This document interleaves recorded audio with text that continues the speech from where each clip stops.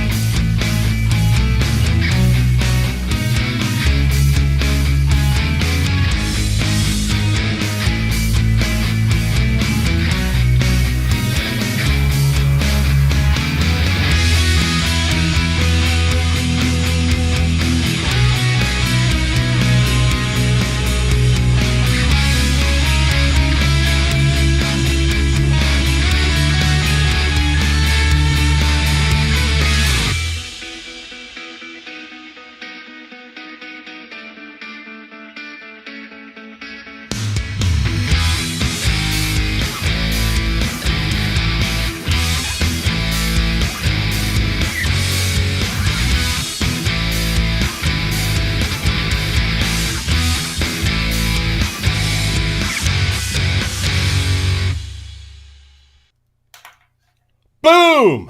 As the Drewster would say. First off, I want to welcome everybody here. Mary Raymond Drew, Mr. Emmer. Thank you for joining us today. Over on my viewers' left is Darren Campbell. Half of this two old blogger combination. How are things up north, Darren? Not bad, Dave. And it's just too bad we have nothing to Vikings to talk about here. It's just been so boring in Viking land the past 2 weeks. Nothing going on. Jeez. Yes. I wish we were having a real hard time figuring out what to talk about today. Yeah, it would be nice if they helped content production with some storylines or something. But, we'll find Giving out. us nothing. We got nothing. All right, let's get this show on the road. There we go to our second screen. That means slides. So, first thing that we teased on this, we have a reportedly new head coach in Kevin O'Connell. But that wasn't all the excitement here this last week. The excitement rallied around one person. This guy. What happened here? Well, the good thing, Dave, about us doing the shows on Saturdays when things happen earlier in the week is that you get to read about all the rumors and crap that went on. So really, a lot of people have heard what may have gone on and formed their opinions on that. But really, this is one of those things where last week on today, like a week ago, we found out Harbaugh is being interviewed for the Vikings head coaching job. He's in the mix, and this is serious. And as the week went on, the momentum on Harbaugh being the next Vikings head coach just built and built and built until it seemed like it was almost a done deal. And in fact, Jimmy Boy thought it was a done deal, and that's, I think, where that's really where things have kind of got messed up. And in Vikings fashion, nothing's ever a slam dunk with this team, this franchise. And what really, it was odd, right? Like how it all happened. He gets the first interview. He comes in for the second interview. Everybody knows this now. National Signing Day, leaves Michigan. The tweets are going that he's told Michigan, I'm probably going to the Vikings. And gives his staff the week off to take care of their business. Week off to, the whole shebang. He's going in there, says, I'm going in there. This second interview is it. Like, I'm going in believing that I'm the guy, and that's how I'm going to approach it. And, the Vikings, apparently this was an 8 or 9 hour, 10-hour interview. So it was a long time, and that they went on, and how it turned out is that the Vikings thought one thing, Harbaugh kind of thought the other. And as they got talking over the 8 or 9 hours, it became clear that they didn't have the same expectations about the job opening. And I think that Harbaugh issued a statement after this was all over where he called the Wilfs classy. He said, Kwesi Adofo-Mensah is going to be a star, no hard feelings. But it really seems like as they got talking during this whole time, they really figured out, between both sides, figured out that this probably isn't the best fit. This isn't going to work the way we want it to work. And David, we talked about it last week, is that this seemed like it was a bit of an odd fit anyway, because all of the GM talk, or sorry, the introduction of Kwesi Adofo-Mensah as the new general manager earlier last week, or the week previous to last, was all about consensus building, new culture. Everybody's opinion is going to be valued. And we know that Harbaugh has a reputation for being very demanding, hard-charging guy, probably a my way is the highway kind of deal. I know what's best, which didn't seem to, and has a reputation for being difficult to work with, maybe. And again, that seemed like an odd fit for the Wilfs to go that way. And during the interview, what's been come out is that the two things that Harbaugh had to convince the Wilfs and Brzezinski and Miller was, one, is his approach going to be modern enough, considering we're looking at this? We've got a new GM who's gathers a lot of information, analytics driven, and we're probably going to be going a little bit more with the youth movement. And two, again, you've got a reputation, particularly with how the 49ers situation went down, as being a difficult guy to work with. Are you that difficult? And I think one thing is that if I got to thinking that is, if Harbaugh came into this interview and he comes in and he's expecting it to be a coronation, and the Wilfs and Miller and Brzezinski have a different view of it, as they're getting this vibe from Harbaugh during the interview. Maybe they're thinking, if Jim misread the situation, how many other times is he going to misread situations while he's a head coach? And do we really want that when we're trying to establish a whole new thing? And so I think maybe that was kind of maybe the deal breaker for them, and that that they felt, that made them feel that this relationship is not going to work out. That is a educated and thought out point. I was listening to Doogie Wolfson today. Doogie said two of the deciding committee, and I thought the final deciding committee was Mark and Ziggy, Brez, and Kwesi. Two of them did not agree on having Jim Harbaugh as the head coach. Kwesi was fine with it. Kwesi was in the, yeah, we can do this. Whereas all four of them agreed on Kevin O'Connell, who is the reportedly our head coach. You are 100% correct about Jim Harbaugh had some questions lingering of how things went in San Francisco. How his quirkiness of pitting people against each other. Yes, he's demanding. Yes, he's an outstanding football coach. But some of those things, were they going to work? And did the players want something like that? So the whole, like we said last week, the whole inclusion attitude and having everybody work together might have struck at least two of that decision group wrong, which according to Doogie it did. And that's why sometime after 3 o'clock in the afternoon, Jim realized, hey, this isn't going to work. They realized, we don't think it's going to be good. And Jim, sent a message back up to Michigan and said, hey, guys, I'm coming back. This is done. Drew asked just a minute ago, do we think this or that the Vikings will regret pulling the trigger on Jim Harbaugh, which leads us into actually who they reportedly did pull the trigger on.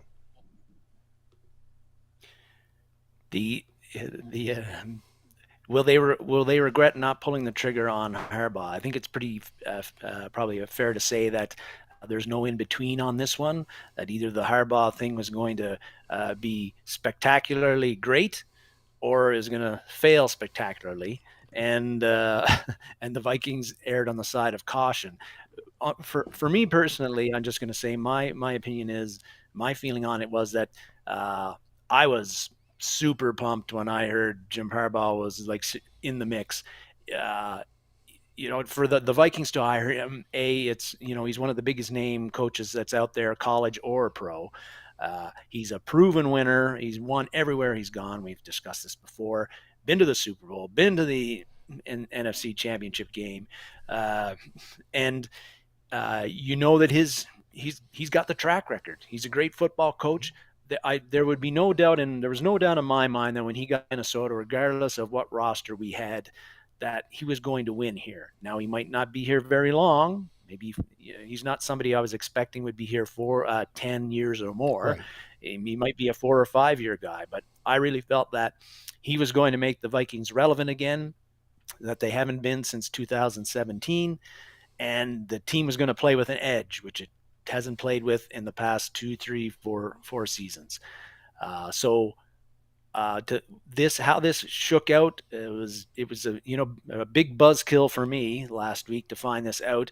And to be honest, I feel like getting O'Connell is like a weak consolation prize for me at this point in time. Not really all that jazzed about him, but he looks like he's going to be the head C. Will the Vikings regret it? My gut feeling is that they will.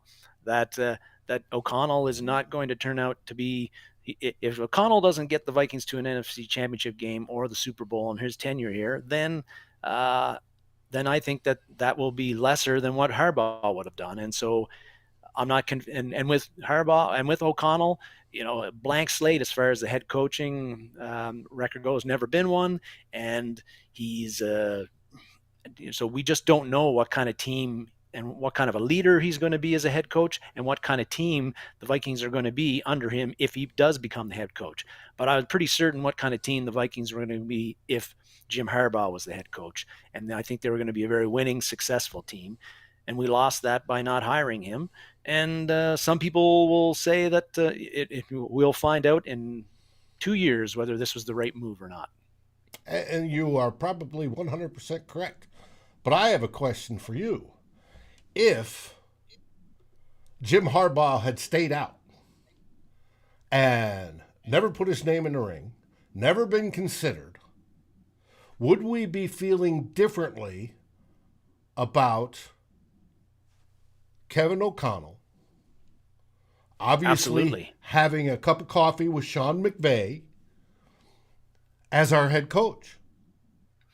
Absolutely. We'd have, I'd have a different feeling about it. Now, on the record, I was the D'Amico Ryans was the guy that I preferred. I Mm-hmm. liked him the best. Just, and it's not because I know any of these guys or have followed them all that closely, but looking at how Ryan's defense has played this year at San Francisco, and the way our defense has performed the past Mm-hmm. 2 years, he was really appealing to me.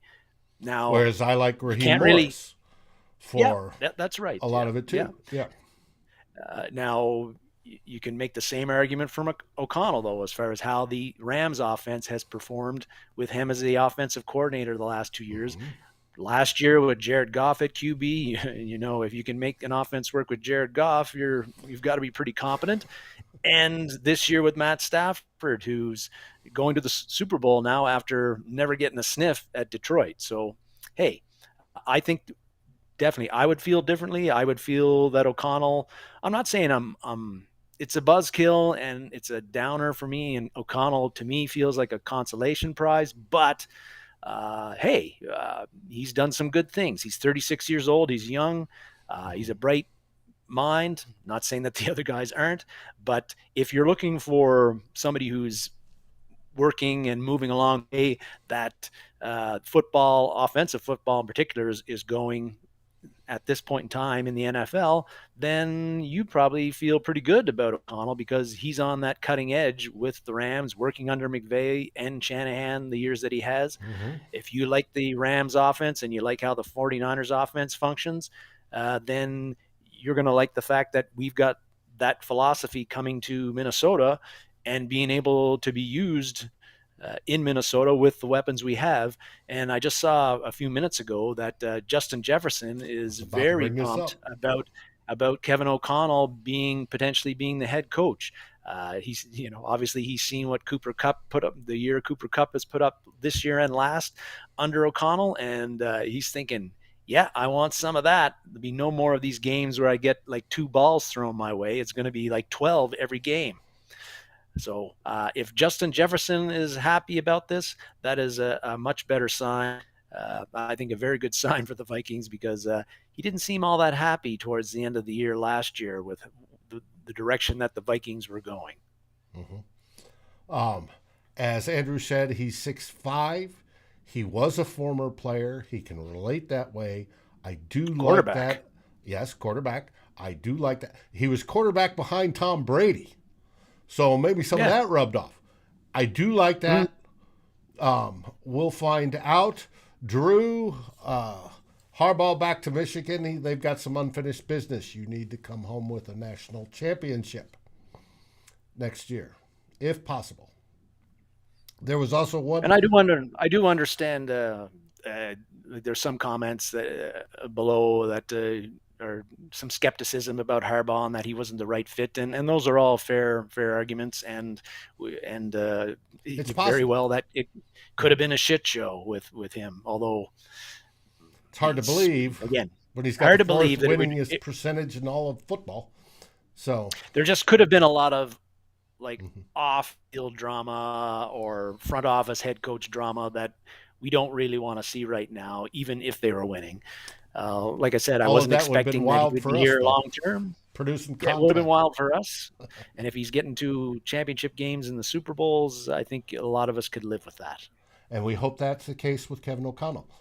Mitch warned, and I'm bringing this one back up, until pen to paper happens after the Super Bowl, day after the Super Bowl, nothing is firm. And So true. we But know. if you're connecting the dots, you see that the Vikings haven't named a head coach up till now. All the potential candidates out there who are eliminated from the playoffs have not become the Vikings head coach, and they didn't interview anybody with the Cincinnati Bengals staff. So who do you think they've Mhm. got earmarked? It has to be Well, and either it's been O'Connell reported or Morris. across the board. So, Viking Jerome says we got the right man. I hope you're right, Viking Jerome. mhm. uh, we're going to find out. Aaron, where else could he go? The Houston Texans Could go are back to LA. very much interested in him. And if everybody's got a price, so if they throw stupid money at him, he's setting up for his family. He could change his mind. Who knows? Hopefully, he's committed offline and that he will be here on time, ready to start and build the next chapter in Minnesota Vikings lore as our 10th Hey, Steven, head coach thanks. ever. Thanks for joining us. And Aaron, yes, the Texans are a shit show. And if I'm O'Connell, no matter how much money they're throwing at me, I'm not going down there if my other choice is the Vikings. Well, like I said, everybody's got a price point. Yeah, but you got to look at things a little bit like, okay, what are my best options for success Right. if I become a head coach? It's all well and good to get the big money, but if you go to a place where the roster is crappy, the ownership is crappy, the GM is iffy, and you go 2-15 and 3-14 your first 2 years, you ain't back for year number 3. Right, and then how much money does that make versus going 4, 8, 10, 12 years with the Vikings? No, it's an educated deal. I hear your dog is defending the castle once again. All right, we have a reported head coach, Kevin O'Connell. Now we have to build a staff, or he has to build a staff. You wanted to go over some of the coaches that were presently on our staff. Now, virtually everybody on the Viking staff has been given permission to look elsewhere. Some have taken that chance and signed on to other teams, and others have yet to. First one you wanted to talk about was one of the best coaches on Zimmer's staff, at least last year, Ryan Ficken. Ryan Ficken, he turned around the Vikings special teams, which was horrible in 2020. And in 2021, they became a pretty solid unit. We know that certainly Wang Chung, Kenny Wangu turned the kickoff return unit from Amir Abdullah to getting the usual up to the 25 and no further, to a guy like Wang Chung, who got 2 return TDs, and every time he touched the ball was a threat to take it to the house. The punt return unit with Dede Westbrook, he was a bit scary catching things, but he was a decent punt returner, and the kickoff and punt return coverages outside the Rams game were solid to very good all year. Greg Joseph had a solid year, even with a few crucial misses, but the Vikings special teams improved greatly under Ficken, and now he's the Chargers special teams coordinator. So yeah, is that a big loss or not? It's a huge challenge for him because Chargers, I think, had the worst special teams in the league. And is it a loss? We've suffered through bad years of special teams. We know how it impacts the game. I would have liked to have kept him, but it is what it is. I think the one thing that is important always to keep in mind with the special teams, as my dog just keeps on fucking barking, is that special teams performance really varies wildly from year to year for most teams. And I'm not convinced that Ficken, as give him credit for how the Vikings special teams performed last year, but I don't feel that strongly like he was the big difference. He could point to that being as he came on and after they were terrible one year, and he's the special teams coordinator the next, and they do so well that he was the difference. But I feel there's a good chance next year under him that they might have been middle of the pack or less, just the way special teams goes. There's very few special team coaches in the NFL that make a big difference. Dave Tobe would be, the one that always gets mentioned a lot. And so I'm not really walk the dog. I am going to, Aaron, after this show. But I'm not, I would have liked to have kept Ficken too, but he's not here. And I don't really think that, I don't know. I don't think this is a huge loss to the coaching staff at the moment. Now there's another coach that has also walked, And I think everybody is quite pleased and relieved. Indeed, Clint Kubiak going back to home, where he grew up, I imagine, in Denver, and back to Daddy's stomping grounds with the Broncos. Quarterback coach there. Good luck, folks, in Denver. I don't know what Clint Kubiak did here as offensive coordinator, but he basically took a very talented unit and made it mediocre. So, well done. Well, maybe he'll do that with Aaron Rodgers if Aaron Rodgers gets traded there. Hey, in that case, I want him to be I would like him to be the quarterback coach for the Green Bay Packers in case Rodgers stays there. Who knows? Now, there are other coaches that I would think you'd want to keep at least some of the coaches off the current staff. And they're all under contract. So it's up to the new head coach what he wants to do. But there's one that the players are absolutely screaming for to keep, and that is this guy, Keenan McCardell, wide receivers coach. Absolutely. And not only are the players screaming for it, but I'm screaming for it because this seems like a no-brainer because, hey, just look at the year Justin Jefferson had. No sophomore slump for him. And we know Justin is extremely talented, one of the best wide receivers in the NFL already. But sometimes players do not progress. They don't elevate their game.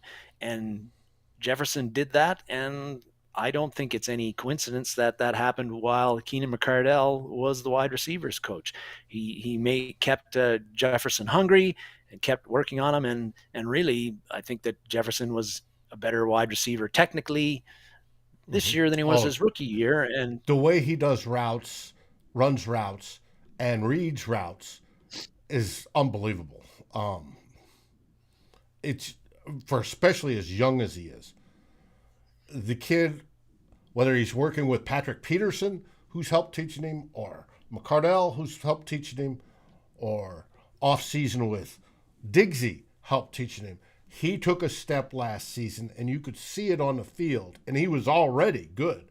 He's going to be one of the top best wide receivers if he stays healthy throughout his career.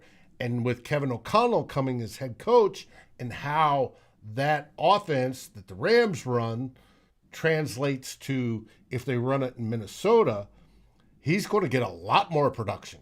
You're not going to see the games where you only target him 4 times and you ask the quarterback why, and he goes, well, that's what the defense gave me. Hopefully we're not seeing that. Hopefully we're seeing 12, 14, 16, 18 targets, and that the targets are he's deep, we're going for it, it may be contested, he's going to get it, and we end up with a 40 to 50 touchdown type season total, and he's got 30 of them. And Skull Mafia was just getting to a point that I was going to make beyond Justin Jefferson, why you want to keep Keenan McCardell. Reason number 2, or maybe it's actually reason number 1, is KJ Osborne. And look where this guy went from zero offensive snaps in 2020 to being a very good number 3 wide receiver for the Vikings. 50 catches, almost 700 yards, 7 TDs. Like, it was night and day with the way Osborne was in his rookie year and the way he was in his second year. And what's the big difference there? Well, McCardell was there this year and he wasn't last year.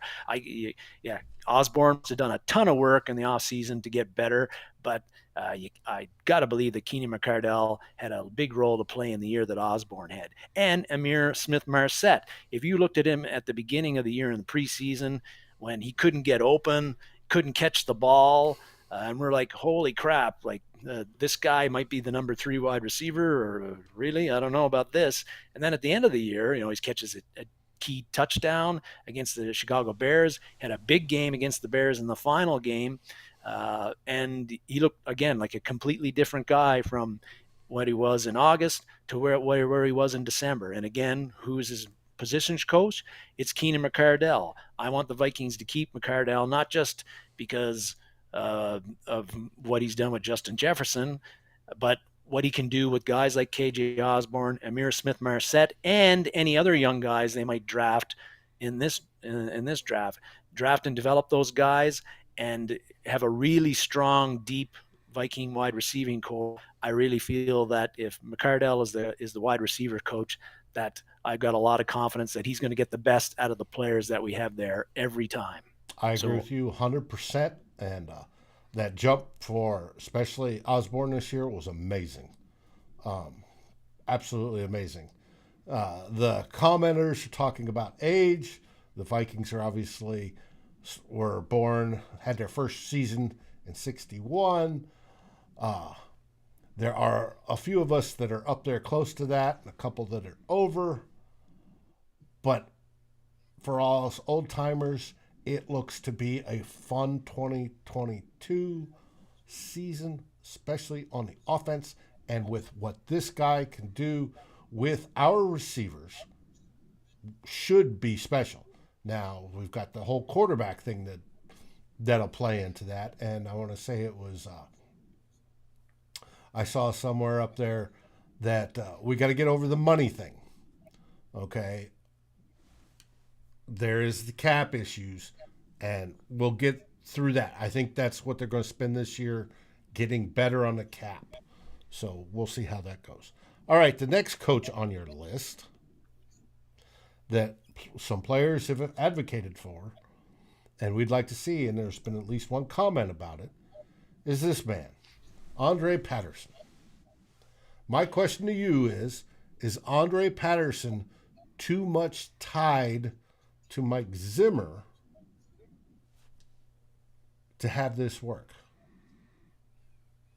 I think Patterson will work with whoever, but I think you're right. Maybe, but maybe Patterson has other ideas of where he wants to go now that Zimmer, who he worked with for a long time, the whole time that he was in Minnesota, I think he's got a high regard for Mike Zimmer, even if many of us don't anymore. And so I don't think it's a slam dunk at all that Patterson comes back as the Vikings defensive line coach, not only because we've got a new head coach who probably has already told the Wilfs and Brzezinski and Miller and Kwesi Adofo-Mensah he must have. I'm sure they asked him who's going to be your coaching staff. Who's going to be your coaching staff? I'm sure he's laid it all out for them on that, and maybe Patterson is not on that list. And the other thing is, does Patterson want to come back under a new coaching staff? So I've got the feeling that it's just a gut feeling, but I don't feel that Andre Patterson will be back next year, which I think would be a potential mistake because he knows a lot of the talent that they have at defensive line. He's worked with them for a few years. Not everybody that I know of who's a Viking fan thinks Patterson is all that, but his reputation is very good. And again, I think the players like working under him. When you see him talk in press conferences, he's very articulate and very detail oriented, and you learn a lot about football when you listen to him. I think that those are things that obviously happen with the players that see that as well. I think he's a good coach. I'd like to see a little bit of continuity there, but I'm not convinced that he will be back. Well, and could he be back as a defensive coordinator since he was co-defensive coordinator last time? I think it's possible. True. It depends on. I think it depends on if who O'Connell has already decided and where they go. I know it was reported that even when they interviewed Graham for head coach, they told him, no, you're not going to be our head coach, but would you like to be our defensive coordinator? Right? And he ended up taking the job in Las Vegas, even though the Giants wanted to keep him too. So I don't know. I have no idea. This is what's going to make this off season just so grand, is how we won't find out until next Monday, a week from tomorrow, or a week from this Monday. Tomorrow's Sunday. Come on, David. That O'Connell is or is not officially the coach. And then once he starts putting people into place, we should start hearing that whether they keep Andre Patterson and he says, I want Andre as my defensive coordinator, then that's simple. All he has to do is get up in front of the mic and say that, and so be it. That is what it is. Or if he's going out and he's looking, you might hear stuff. Well, he likes, the rumor is what? Pettine? What's his name? Mike Pettine. Yeah. Mike Pettine. And the reason that rumor is there is they share, most people don't know this, they share the same agent, which happens a lot in football, where agents will work that. I don't want to see Mike Pettine because I didn't think he was that good, but we'll see. It's definitely going to be interesting. Yes, Viking Jerome, patience is a virtue. I wish I had more of it. Well, speaking of defensive line and Andre Patterson, you wanted to get into our third topic of the day, the defensive line. The defensive line, we've been doing our positional analysis the past couple of weeks with the Vikings looking at 2022 and what the different positions will look like. Went over the safeties, went over the corners, went over the linebackers.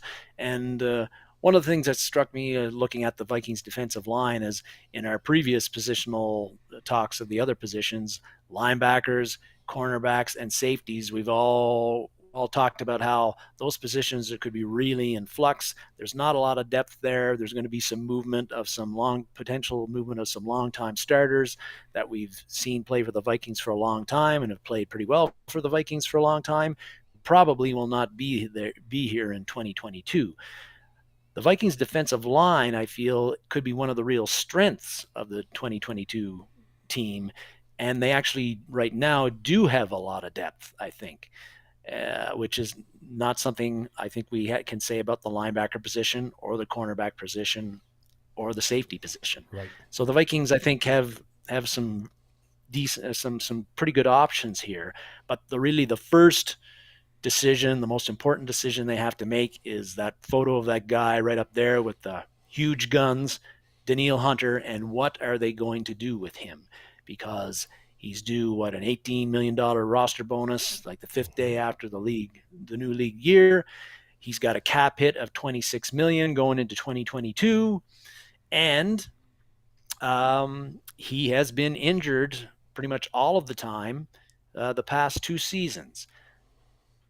So Kwesi Adofo-Mensah, the new coaching staff have to decide, keep Hunter or find a trading partner for him. I think that finding a trading partner for Hunter won't be difficult. It's just a matter of what the compensation is going to be. But I don't know, man. Dave, I don't know how you feel, but $26 million. Hunter is on a Hall of Fame trajectory. He is a difference maker. Best, if not the best, defensive ends in the league. He physically by himself can change outcomes of games. To me, you want to keep him. He's not the first one I want to get rid of to make cap room, anything else. He's young. He's only 27. He still has his prime ahead of him, and he's already a difference maker in the league. Both those injuries seem to be flukish, whether it be the neck or this year in the torn pec. The pec. Those are generally not they're both not related. Well, the pec may be because of the neck and the rehab on that, but they're generally not reoccurring injuries. Put it that way. It's not a nagging knee injuries like Anthony Barr has, right? You're not going to see it over and over and over again. And he was fine before that. It's just this last 2 seasons. And injuries come in bunches, and you have some that aren't related and some that are related, and these are not related. And the ones that are not related, you just chalk up to, hey, it happened. So my opinion is you keep him. He is the starting point on that defensive line, and go from there. Now, if he has another fluke injury, pops an Achilles, I have no idea what you do, but I couldn't risk letting him go because he is such a difference maker when he's on the field. That's just me. Yeah, I agree totally, David, on that, and uh, the 26 million cap hit. When you look at, I just kind of looked up some of the other top defensive ends Ends. in the NFL and what their cap hit is, and T.J. Watt has a $31 million cap hit now. He had 23 and a half sacks last year, but did you realize that T.J. Watt is actually older than Daniil Hunter? He is by like 100 and some days, and he's played 4 less seasons than Daniil Hunter has. Nick Bosa's 10.8 million cap hit, but he's still on his rookie deal. Right. He's going to be like 30 million by the time it gets up. Khalil Mack's just over 30 million cap hit. Myles Garrett, 13 million right now, but next year it's going to be 29 million. Joey Bosa, who's not half the player that Daniil Hunter is, like, well, okay, he's not as good as Daniil Hunter. He's making his cap hit is 28 million a year. So edge rushers that are not as good as Daniil Hunter or just as good are making more than he is. I just think he's too important of a building block to let go. Sure, you could get pretty good draft capital for him, but if you're a new head coach and when you look at the rest of the defensive line, the Vikings last year got quite a bit of sacks, but nobody had a spectacular number. I don't think anybody on the defensive line was anybody that nobody required a double team. Like, nobody you really had to particularly game plan for, like you have to when Daniil Hunter is in there, or Aaron Donald or somebody like that. I think he's too valuable an asset, too young, too good to let go, considering, like you said, there's other options that you can go for cutting the cap. The question is, can you afford him and Kirk Cousins at the same time? And then you got to do some stuff there, right? But so I feel the Vikings have got to keep him now. Where they could lose some space is there's been some talk about Dalvin Tomlinson, Michael Pierce, two guys, interior guys now, but two guys who could get, I've heard them names as being cut. If you look at Tomlinson's contract, okay, one thing is he was okay last year, not fantastic, but I don't think that we were expecting him to be fantastic. I think the big disappointment was that how the Vikings run defense performed, even though he played pretty much the whole season, and we were pretty porous on run defense. But I don't think cutting him, the math doesn't really work very well because he's got a pretty reasonable 7.5 million cap hit, but the dead cap is 10 million. It should, if you're going to cut him, you'd think you'd really want it to be the other way around or even lower. I think he stays. I'd like to see Dalvin Tomlinson stay. I think Pierce could be more likely because he's got a 10.2 million cap hit, but if the dead cap is 4 million, so if you cut him, you're not losing as much. You're not giving away as much money. So I think it's quite possible Pierce, even though he hasn't only been with us 2 years, I think he could be cut because you've got Armon Watts who played very, very well last year, is an up and comer, and I think warrants more snaps than he'll get if he's playing part-time or even as a backup to Pierce. And then James Lynch is another guy who he won't be playing the nose so much, but another interior guy who could switch in there, young, cheap, very energetic. I think he's got more to give. And so I don't think you're hurting the depth so very much by cutting Pierce when you've got those two guys who can take some of those snaps and anybody else you might draft. So I think Pierce could likely be gone, but Tomlinson not. And let's keep Hunter. Now, on the edge stuff, I think the real key guy, the crucial guy for the Vikings is DJ Wanham. Which I don't have a picture of. Yes, that's okay. Today. Because it may not have been. But really, DJ Wanham, he was the leading Viking sacker last year, 8 sacks. Young guy going into his 3rd season. Could he be opposite Hunter? Could he be your Everson Griffin?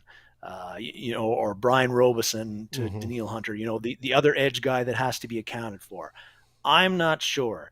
DJ had 8 sacks last year, which was a big jump from the 3 in his rookie year, but 5 of them were in 2 games against the same team, the Bears. Otherwise, he had 3 sacks the other 15 games. And I feel that he kind of disappeared a lot of games. Didn't really notice him, didn't really do much. I don't know if DJ is a difference maker, but that's a decision that the Vikings coaches have to make in again, like in their offseason analysis. I think Wanham will be the starter if they go with the 4-3 opposite somebody else. But is he a guy on the rise who we can get more of, who could be a 10 sack guy? Or is he a guy who just got really 2 very good games, which boosted up his sack totals an enormous amount? But the Vikings have other options too. Lots of young guys. One of the guys there, Patrick Jones, the second, didn't really have a very good rookie Number year, but 93 in that picture. 93.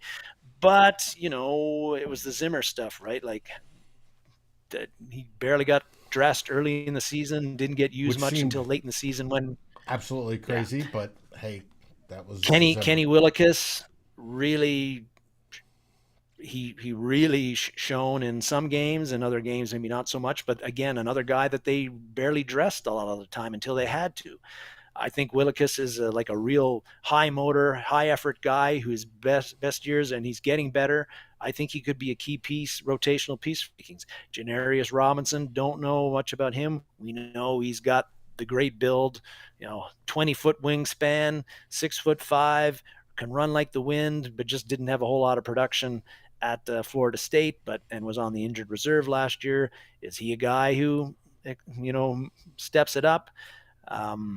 The Vikings do have some depth there, some young guys who are question marks, but there's a lot of depth there. There was a comment about, should we bring Griffin back? I don't think we'll see that. I don't think so. Although to be honest, and this is probably something I shouldn't say, but I'd be okay with bringing Griffin back as a very situational pass rusher. He played well last year. The question is, when is he going to be available? You don't know with the mental issues if he's going to play next week or he's going to have another episode. And I don't think Kwesi Adofo-Mensah or the new head coaching staff is really going to want any part of that. Right. And we want Everson to get well. And if that means he calls it a day on football, that's right. All the luck and love to him. I hope he excels in whatever he does next. Because he's brought us a lot of joy over the years, and but I don't see him coming back either. Unfortunately, I don't think the Vikings are going to do much free agency along the defensive line. As far as drafting goes, it really a lot of it depends on Hunter. If they trade Hunter away, then certainly they're going to have some draft capital where they can go. They'll be in a position to go after one of the more higher regarded guys like Ojabo from Michigan State, Jermaine Johnson from Florida State, Trayvon Walker from Georgia, George Karlaftis from Purdue. If they don't trade Hunter, I could still see them going defensive end in the second or third round, and maybe going after a guy like Drake Johnson from USC or Sam Williams from Ole Miss, who's got some character concerns, guys like that. The Vikings usually draft at least one defensive end most drafts, although now we've got a new regime, but they don't tend to draft them in the first round. I think Kenechi Udeze was the last defensive end we drafted in the first round, and that was in 2004, which was a long time ago. Yeah, it's going back a ways. I refer to Matthew Collar had on his show a director of player personnel for Buffalo, I believe it was. He did an interview there. And they said the most important player on the roster when you're looking at building a team and effect-wise is obviously the quarterback, right? You've got to get the quarterback right. We all agree the Vikings and Kevin O'Connell needs to get the quarterback right. And he said the second most important player is the one that's stopping that quarterback, right? And that's usually a whole defensive effort, but there's one position in particular that he held higher in affecting that opposition quarterback than any other, and that's defensive end. That's why I think, like you just said, the Vikings may go defensive end early. I would think that's about the only spot on the defensive line they would go, and do it that way to offset what is already a pretty good offense with a question mark right now at quarterback, whether it be Kirk Cousins or a bridge guy or somebody new, whoever, right? We still have a good offense. No matter what, it's going to be good. I don't care who's playing quarterback. It should be decent next year. I do suspect they'll focus on the offensive line, fix at least 2 of those spots, and we'll go from there. They got to. Yeah. But defensive end early may actually be one of the routes they may take. Well, I don't know how Kwesi views it. I would assume it's relatively similar. And when you look at wins above replacement and all those wonderful metric stuff, how he takes that into effect and how that works, what makes a difference? Obviously, with Daniil in, that's a big difference. Want him in out of all of his sacks last year. PFF said he didn't win any of those. He just basically lucked into them because they were covered sacks or whatever, and the guy ran into him type deal. So, whereas Daniil Hunter wins, he absolutely wins. Ask Aaron Rodgers. He can't stand him for that reason. It's going to be interesting. I can't wait to find out. Yeah.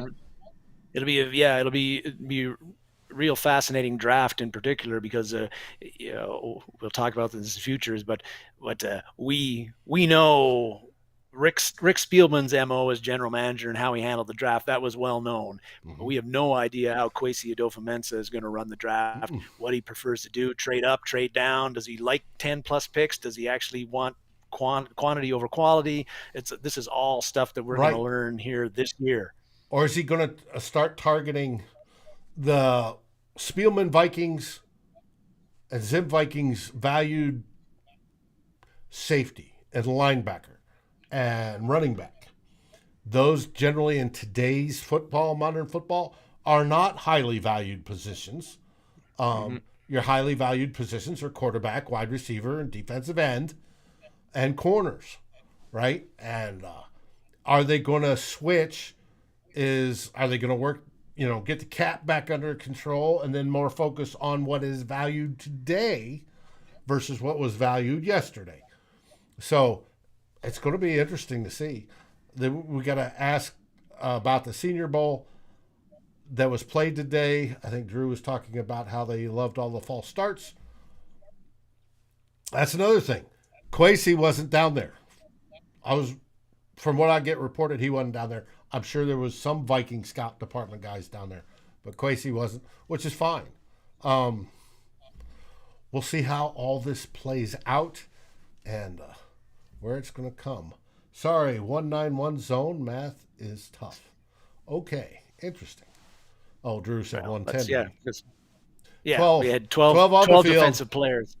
We needed 12 or 13 last year to stop anybody. And I'm not even sure that would have worked. But hey, all I can say is I can't wait for the next month or so to play out and through the draft because it's going to be fun to watch this team be rebuilt in a way we haven't seen before, in a way we haven't guessed before. So, and we're going to have complaints. We're going to like some of the stuff they do. We're not going to like some of the stuff they're going to do. And we'll find out in September how it all works. Mm-hmm. Exactly. Whatever it is, we need 12 in the red zone versus the Lions. Yeah. Thanks, Aaron. Thanks for bringing that up. Well, we need to cut this one just slightly bit short. You have to go pick up your daughter. I have things to do as well. I want to stop my dog from barking. Yeah, and I'm sure my Dane wants out too. However, he's presently asleep on the bed. I want to thank everybody for joining us today. It's been absolutely fantastic. I always love talking football with absolutely all of you on a Saturday when we look ahead. This is normally your pregame show. In the off season, we're going to be breaking things down. We're reverting back to 2 of our old blogs. For me, it's Dave's Deep Dive. And for Darren, it's Darren's deep thoughts. And I'll have to pop up that logo sometime and have people ask you, why a lobster? Yeah. But it's been fun. I want to thank you. Any last words, Darren? Last words is, let's see if the Vikings, if Kevin O'Connell is the guy. I believe he is. And although we won't find out if he is, we won't find out for another week or over a week that he is. And then it's on to who's the coaching staff. And who's going to be the offensive coordinator, who's going to be the defensive coordinator. Those are going to be the big questions for Viking fans, and that's what they're going to have their eyes on. Who's O'Connell got picked for them? And I think the other thing will be, is O'Connell going to be calling the offensive plays? Yeah, we don't know. I expect he will, but I've said I hope he doesn't. I'm hoping. I hope he gets no. Yeah, I'm the same. I'm the same. He doesn't. I'm hoping he takes the CEO role and allows his offensive coordinator to call the plays. I'm with you on that. So, with that, everybody, have a great end of your Saturday. Tomorrow, watch the Pro Bowl if you want. There was some competitions earlier, and our favorite quarterback was like he purposely missed the holes so he wouldn't get interceptions, which. Anyways, but have a great weekend. Enjoy a beverage. Enjoy your favorite food. Especially enjoy your friends. And what do we say? Skol Vikings. Skol Vikings!